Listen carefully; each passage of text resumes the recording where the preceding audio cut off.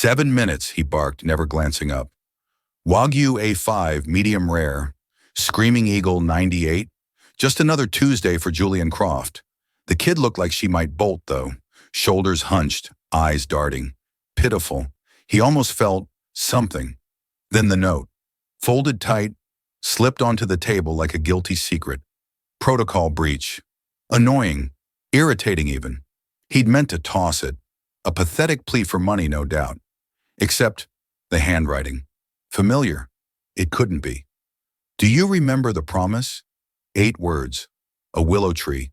One initial, E. They don't know what's coming. How her quiet kindness will unravel everything. The world's about to crack, and it starts with her. 7 minutes, he barked, never glancing up. Wagyu A5, medium rare. Screaming Eagle 98. Just another Tuesday for Julian Croft. The kid looked like she might bolt, though. Shoulders hunched, eyes darting. Pitiful. He almost felt something. Then the note, folded tight, slipped onto the table like a guilty secret. Protocol breach. Annoying. Irritating even. He'd meant to toss it. A pathetic plea for money, no doubt. Except the handwriting. Familiar? It couldn't be. Do you remember the promise? 8 words. A willow tree. One initial, E. They don't know what's coming. How her quiet kindness will unravel everything. The world's about to crack, and it starts with her. Julian Croft didn't traffic in ghosts. He was a builder, a conqueror, a man who shaped reality to his will. He held empires in his calloused hands, empires built on shrewd deals, and a relentless ambition that brooked no opposition. The past was a locked vault, its combination long forgotten.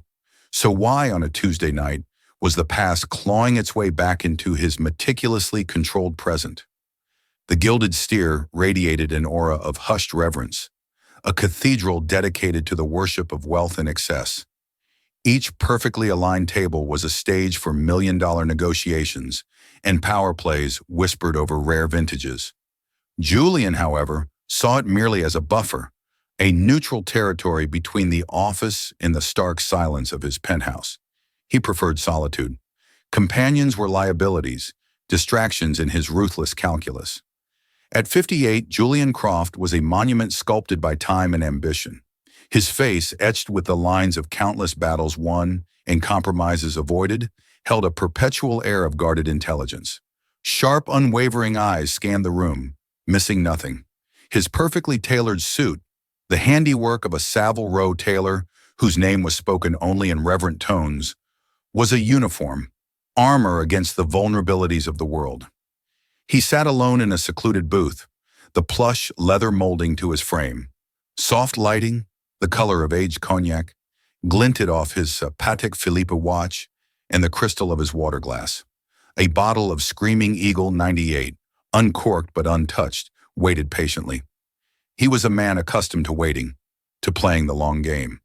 A young waitress approached, her footsteps barely audible on the thick carpet. "Good evening, Mr. Croft. My name is Mia, and I'll be your server tonight." Her voice, though polite, trembled with a barely concealed nervousness. Julian barely acknowledged her presence. "A5 Wagyu, medium rare.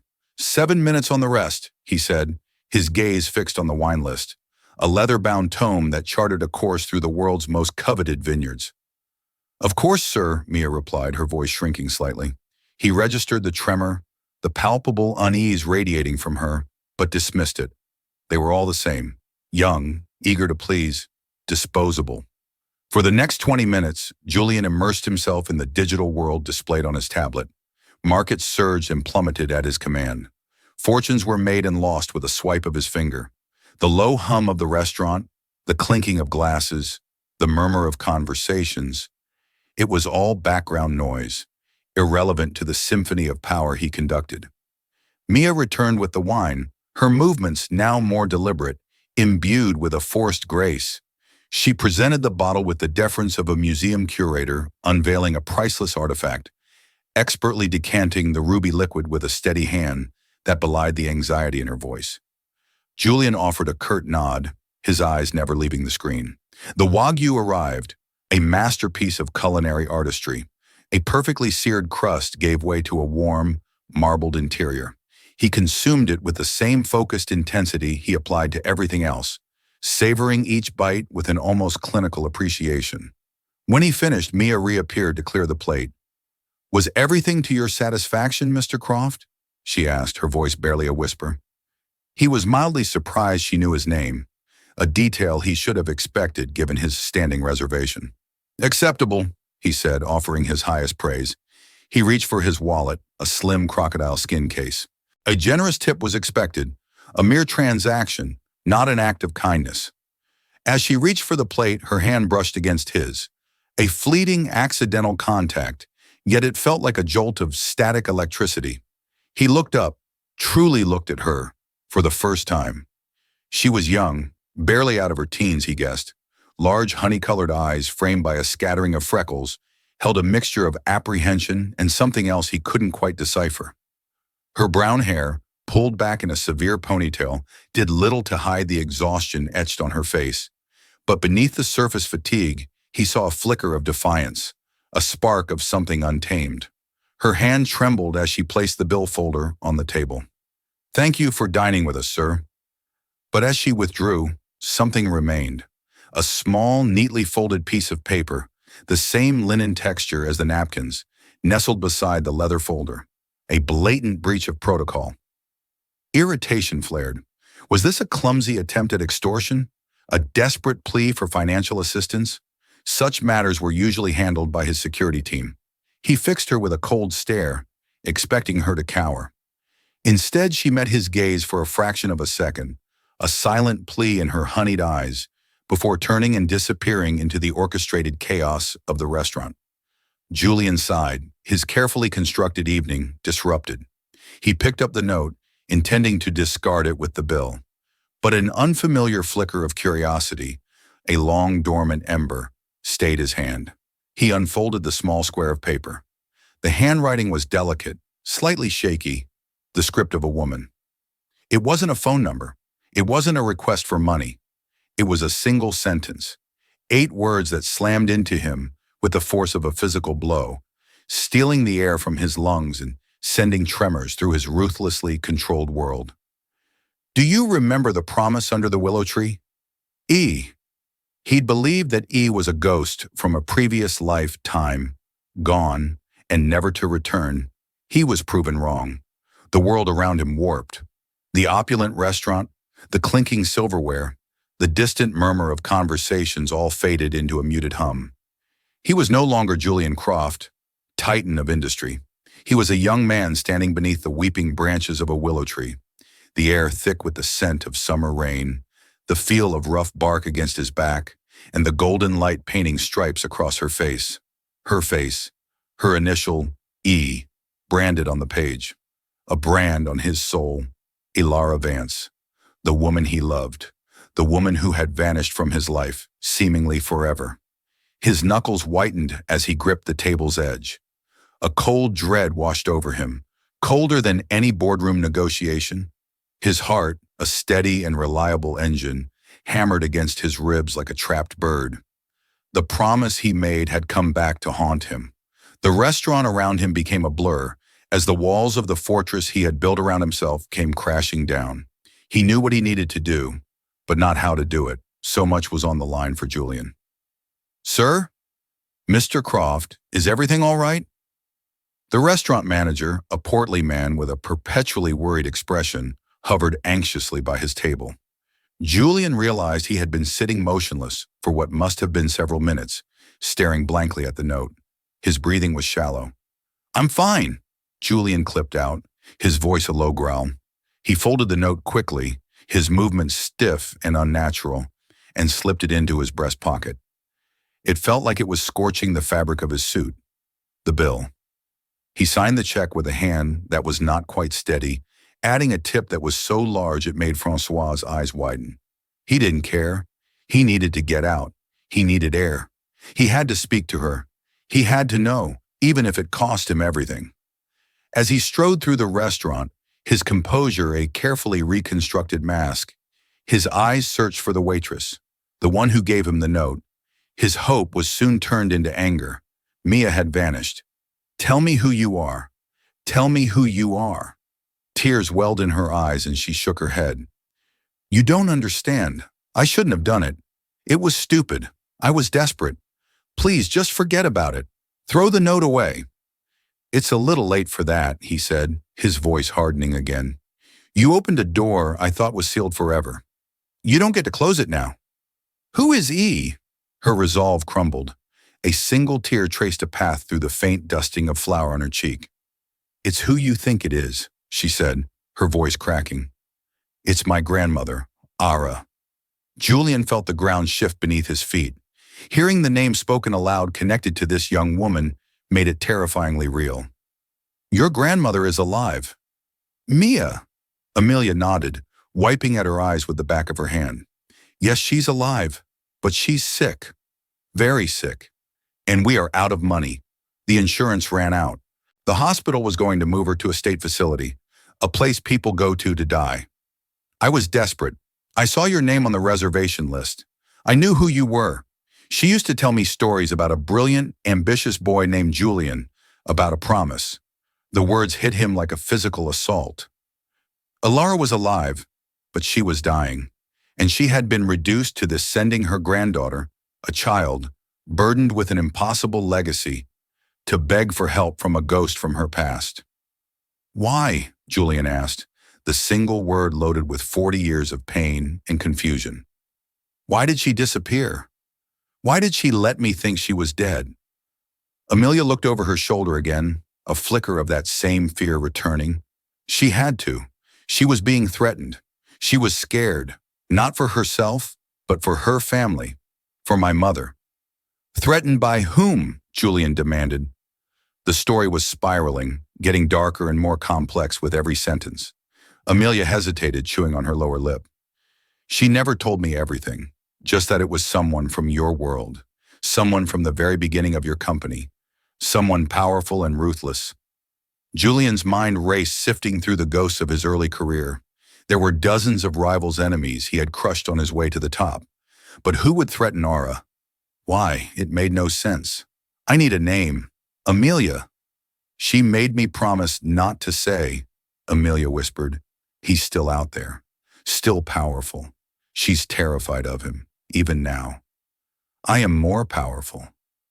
Julian stated the words coming out as cold as steel. It was not a boast. It was a fact. I can protect you. I can protect her. But you have to tell me who did this. Who stole 40 years of my life? Amelia looked at him, truly looked at him.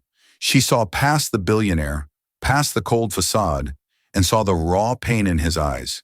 She saw the 20-year-old boy who had lost the love of his life. And in that moment, she made a decision. She took a shaky breath and spoke the name. A name that caused the blood to turn to ice in Julian Croft's veins. His name is Marcus Thorne. The name hung in the air of the small park, a poison that contaminated 4 decades of history. Marcus Thorne. Julian felt a dizzying sense of vertigo, as if he were standing on the edge of a precipice. It wasn't just the name of his co-founder, his former friend, his most bitter and hated rival. It was the sudden, sickening clarity that came with it. All the disjointed pieces of his past slammed into place, forming a picture of such monstrous betrayal that it stole his breath. Marcus and Julian, they had been the two sides of the same coin. Julian was the strategist, the visionary. Marcus was the charming, reckless salesman, the one who could sell ice in a blizzard. But beneath the charm, Marcus was a creature of pure, unadulterated avarice. He lacked a moral compass. In the early days, Julian had seen it as a necessary ruthlessness. Now he saw it for what it was, a pathology. He knew her. Julian said the words more to himself than to Amelia. He knew about us. She said he was obsessed, Amelia whispered, sensing she had just lit a fuse. She said he was charming at first, but then he got scary. He saw her as something you had that he wanted, a prize. When she refused his advances, he couldn't handle it. He told her that if she stayed with you, he would ruin you. And if that didn't work, he would hurt you. She believed him. The willow tree. The promise. I'll protect you. He had promised to be her shield, but he had unknowingly been the very reason she needed one. His ambition, his partnership with a serpent, had been the threat all along. The car accident, the conveniently lost files. Marcus was wealthy and connected even then, bribing a few small-town cops a coroner. For him, it would have been trivial. He had forced Ara to fake her death, threatening to harm Julian if she ever tried to contact him.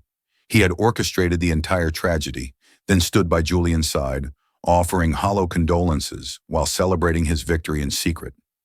He hadn't just stolen Julian's love. He had weaponized his grief, using it to ensure Julian's focus remained solely on building the company, their company. A volcanic rage, cold and terrifyingly precise, began to build within Julian. It was the same controlled fury he brought to a hostile takeover. But this was different. This wasn't business. This was a debt of blood and time that had been compounding for 40 years. "Where is she?" he asked Amelia, his voice dangerously quiet. "A small nursing home in upstate New York. It's not the best place, but it was all we could afford," she admitted, her voice thick with shame. "I visit every weekend." "Not anymore," Julian said, pulling out his phone. He dialed a number. "Dr. Evans, it's Julian Croft. I have a patient who needs to be transferred to your private wing at Mount Si immediately. Her name is Ara Vance." "Yes, Vance. I want your best team, your best room, and absolute discretion. A helicopter will be en route to a location I'm about to send you within the hour. Spare no expense." He hung up and looked at Amelia, whose face was a mask of stunned disbelief. "You're not going back to your apartment," he continued, already dialing David Chen. "You're not going back to either of your jobs. As of this moment, you are under my protection. A car will be here in 5 minutes to take you to a secure suite at the Four Seasons. Pack nothing. We will buy you whatever you need. You are not to contact anyone. Is that clear?" She could only nod, overwhelmed. "Chen," he spoke into the phone, "execute the Thorn Protocol." There was a moment of silence on the other end. The Thorn Protocol was a contingency plan Julian had created years ago, a doomsday file on his rival. It was a collection of every piece of dirt, every questionable deal, every legal gray area Marcus Thorn had ever been involved in. It was a weapon of mutually assured destruction intended for use only if Marcus ever crossed a final line. "Are you certain, Julian?" Chen's voice was grave. "This is scorched earth." "Light the match," Julian said, "and I want our legal team ready. I also want you to find 2 people for me, a retired police officer from the Metairie County Sheriff's Department and a coroner from the same jurisdiction, both active in 1986. Find them. Offer them anything, money, protection, and new life. I want them to talk." He ended the call. The gears were in motion. The full crushing weight of Julian Croft's empire was now being aimed at one man. This would not be a quick battle. It would be a meticulous, systematic annihilation. "What are you going to do?" Amelia asked, her voice trembling. Julian looked at her, his eyes blazing with a cold fire.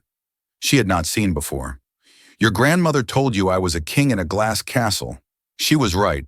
And what a king does Amelia when a serpent gets into his garden is he cuts off its head." Over the next few days, Julian orchestrated his war from a suite he had taken across the hall from Amelia's. While she was being debriefed by his staff fitted for new clothes and speaking with the doctors who were now overseeing Ara's care, Julian was dismantling Marcus Thorn's life piece by piece. Chen's team worked miracles. They located the retired coroner, a man named Albert Wesker, living in a trailer park in Arizona. Racked with guilt and a gambling addiction, it took very little persuasion for him to confess. He had been paid $50,000 in 1986 to falsify dental records for a Jane Doe victim of a hit and run and switch them with Alaris. The money had come from a shell corporation that Chen's forensic accountants, armed with this new information, were now able to trace directly back to Marcus Thorn. The Thorn Protocol was unleashed. Anonymous tips were sent to the SEC regarding stock manipulation. Evidence of insider trading was leaked to the Wall Street Journal. Key engineers at Thor Industries were poached with astronomical offers. A major European contract Thorn was about to sign was suddenly and inexplicably canceled after the CEO received a dossier on Thorn's unethical labor practices in Southeast Asia.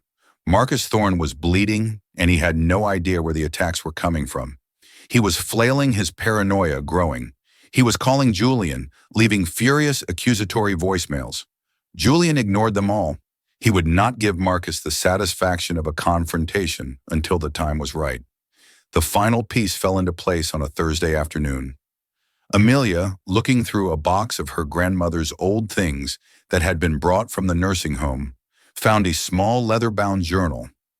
Most of it was filled with sketches and notes about art, but in the back there were several pages written in a frantic, terrified scroll. It was Laura's account of her last days before she died.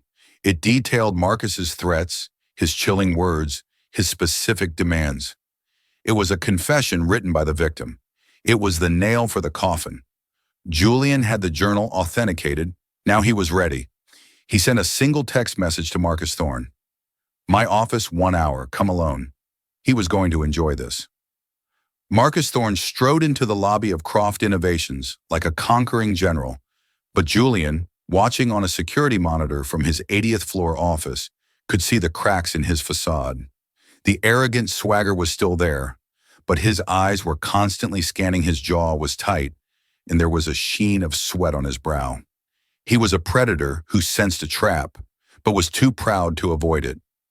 Julian's office was a monument to minimalist power. It was vast and uncluttered, with one wall made entirely of glass, offering a breathtaking panoramic view of New York City. The only furniture was a massive obsidian desk and 2 starkly elegant chairs facing it. Julian sat behind the desk, not in his usual high-back throne, but in a chair identical to the visitors. He wanted them to be on equal footing for this. He wanted to look Marcus directly in the eye. The door opened, and Marcus entered, flanked by 2 of his own bodyguards. David Chen and another of Julian's men stepped forward, blocking their path. "Mr. the Croft is expecting Mr. Thorne alone," Chen said, his voice flat and unyielding. Marcus waved his men off with a flicker of irritation. "It's fine," he snarled. The door closed, leaving the 2 men alone, the silence in the cavernous office charged with 40 years of animosity. "Julian!" Marcus began, his voice a low growl as he paced in front of the desk. "Whatever game you're playing, it ends now. My company is under attack. My life is being systematically dismantled. I know it's you. This has your stink all over it. Cold, precise, cowardly." Julian remained silent, his hands resting calmly on the desk. He simply watched Marcus, letting his rage and paranoia fill the room. "Is this about the Henderson deal?" Marcus spat. "Or is this just your ego so fragile that you can't stand to see me succeed? After all these years, you still can't get over the fact that I built my own empire after you threw me out of yours." "Sit down, Marcus," Julian said. His voice was quiet, but it held an authority that made Marcus halt his pacing. He glared at Julian for a moment before sinking into the chair opposite the desk. "Talk," Marcus demanded. Instead of talking, Julian tapped the surface of his desk. A holographic display shimmered to life between them, showing a high-resolution scan of a page from a journal. It was handwriting. Marcus's eyes flickered toward the display. A tiny, almost imperceptible muscle twitched in his cheek. He feigned indifference. "What is this poetry?" "It's a confession," Julian said softly. "A very detailed one about a young man who was so twisted by jealousy and entitlement that he threatened to destroy the woman he supposedly wanted and the man she loved." Julian tapped the desk again. An audio file began to play. It was the scratchy, recorded voice of Albert Wesker, the former coroner, detailing how he was paid to switch dental records on a Jane Doe to fake a death. Marcus's mask of arrogance began to crack. The blood drained from his face, leaving it a pasty gray. Old stories, hearsay from a degenerate gambler. "This is pathetic, Julian. This is what you have." "It's a start," Julian said, his voice remaining chillingly calm. He brought up a new file, a complex web of financial transactions tracing the $50,000 bribe from Marcus's offshore account to Wesker. "The SEC will find this particularly interesting, especially since that same account was used for the insider trading you committed last year." Marcus stared at the evidence, his breathing growing ragged. He was trapped. He knew it. The predator was finally in the cage. Marcus whispered the name, sounding like a curse on his lips. "She's alive." It wasn't a question. It was a horrified realization. "Yes," Julian said, and for the first time he allowed the raw glacial fury to show in his eyes. No thanks to you. You left her to rot. You let her live in fear for 40 years while you built your fortune on the company we started. You stood next to me and pretended to mourn her. You don't understand, Marcus stammered, his bravado completely gone, replaced by the desperate panic of a cornered animal. I loved her. You were going to drag her into this ugly world. I was protecting her. You loved what she represented. Julian roared, slamming his hand on the desk, the sudden violence making Marcus flinch. She was a possession, something I had that you coveted. You didn't protect her. You put her in a cage. You buried her alive. He stood up and walked to the window, his back to Marcus. For 40 years I've carried that grief. It was the engine of my success. I built this entire world, he said, gesturing to the city below, on a foundation of her memory. And you? You knew it was all a lie. What do you want, Julian? Marcus asked, his voice weak. Money. You have more than God. My company. Take it. It's yours. Julian turned around slowly, a humorous smile on his face. Your company is already a carcass, Marcus. My people are picking it clean as we speak. By tomorrow, you'll be facing federal investigations that will last you the rest of your life. Your name will be synonymous with fraud and disgrace. No, I don't want your company. He walked back to the desk and leaned over it, his face just inches from Marcus. I want the one thing you can never get back. I want your time. You stole 40 years from me and from her. Now you will spend whatever time you have left in a prison of your own making, broke, alone, and forgotten. You will be a ghost, Marcus, just like you made her. Julian pressed a hidden button on his desk. David, sent in our guests. The door opened. It wasn't security. It was two stone-faced FBI agents in dark suits. They walked towards Marcus, who looked up at them with the dead eyes of a man whose world had just ended. Marcus Thorne, the lead agent said, his voice devoid of emotion. You're under arrest for securities fraud, conspiracy, and witness tampering. As they pulled a stunned Marcus to his feet and cuffed his hands behind his back, his eyes met Julian's one last time. There was no hatred left in them, only a hollow, empty understanding. Julian watched them lead him away. There was no triumph, no satisfaction, just a profound, aching emptiness. He had won. He had exacted his revenge, but it wouldn't give him back the years. It wouldn't heal, and it wouldn't erase the memory of the promise he had failed to keep. The private wing of Mount Si was less like a hospital and more like a five-star hotel. Sunlight streamed through the large windows of the corner suite overlooking Central Park. The constant beeping and sterile soonal of a typical hospital room were replaced by the quiet hum of state-of-the-art medical equipment, tastefully hidden in the faint scent of fresh flowers from a vase filled with white leaves. Ara Vance lay in the bed looking frail and small against the pristine white sheets. 40 years had changed her. Her once vibrant auburn hair was now thin and silver. Her skin was as delicate and translucent as old parchment, and her artist's hands were gnarled with arthritis. But her eyes, when they opened to see Julian standing in the doorway, her eyes were the same. They held the same warmth, the same intelligence, the same soul-deep recognition that had captivated him all those years ago. Amelia was sitting by the bed holding her grandmother's hand. She gave Julian a small, encouraging smile and quietly slipped out of the room, giving them their moment. Julian walked slowly towards the bed, his heart a painful, heavy weight in his chest. This was the moment he had both dreaded and yearned for.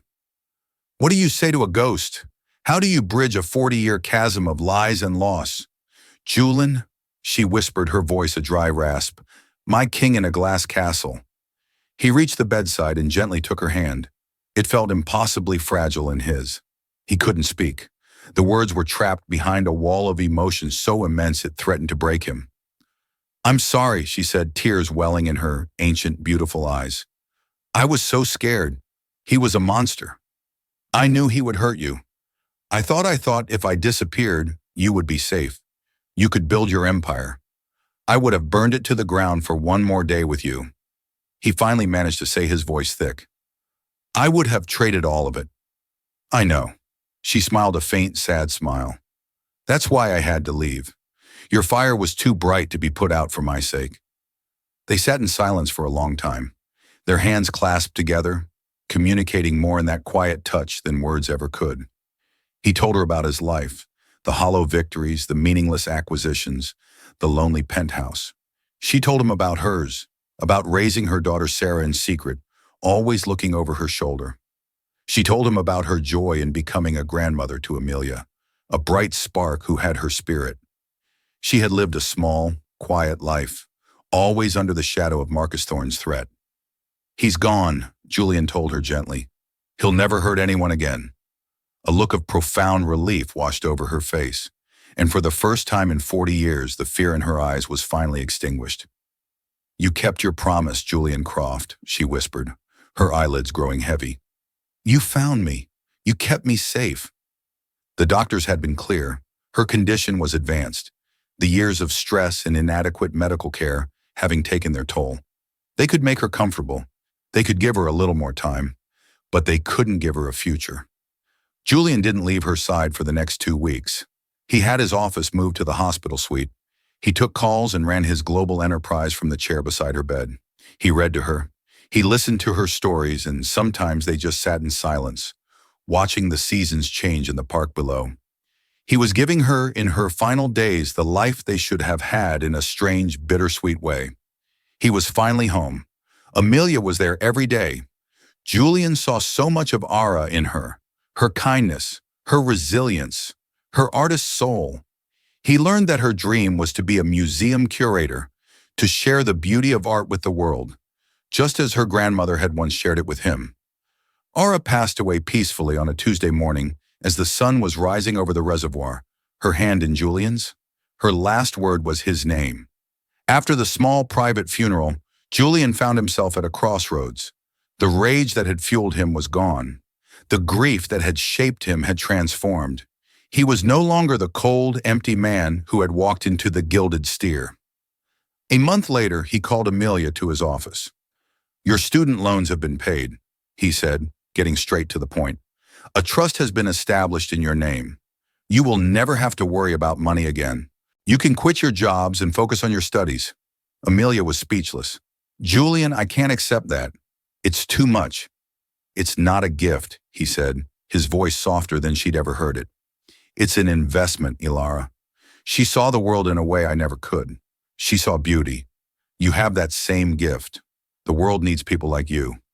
He slid a brochure across the desk. It was for the Croft Foundation, his philanthropic arm. "I'm creating a new wing of the foundation," he explained. "The Allervance Initiative for the Arts.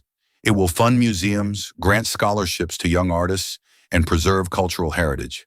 Its endowment will be $1 billion, and I need someone to run it." Amelia stared at him, her honey-cold eyes wide with disbelief. "But I'm just a student. You are Ara's legacy," he said, "and you have a fire in you that reminds me of her. This foundation isn't about me. It's about honoring her, and I can think of no one better to be its guardian." That afternoon, Julian left his office early. He had Thomas drive him not to his penthouse, but to the university campus he hadn't set foot on in 40 years. He found the spot by the lake. The old willow tree was still there, bigger and more majestic than he remembered, its branches weeping to the ground, creating that same secret sacred space. He stood beneath its branches, the setting sun filtering through the leaves, and for the first time since he was a boy, Julian Croft wept. He wept for the love he had lost, for the years that were stolen, and for the promise that had, in the end, finally been kept. He had his empire, his glass castle, but he knew now that the greatest treasures were not the ones you could buy, but the ones you held in your heart, a memory, a promise, and the enduring echo of a lost love. Julian Croft's story teaches us that no matter how high we build our walls, no matter how much wealth we accumulate, a single echo from the past can bring it all tumbling down. It's a powerful reminder that our lives are defined not by our successes, but by the promises we keep and the love we hold on to. He was a billionaire who could buy anything except a second chance. But through a simple note passed by a struggling waitress, he was given something far more valuable: redemption. He found that true wealth isn't in a stock portfolio, but in honoring a memory and shaping a better future. What did you think of Julian's journey? Was his revenge on Marcus justified? And what does it say about the promises we make in our own lives? Let us know your thoughts in the comments below. If this story moved you, please give this video a thumbs up. Share it with someone who loves a powerful story.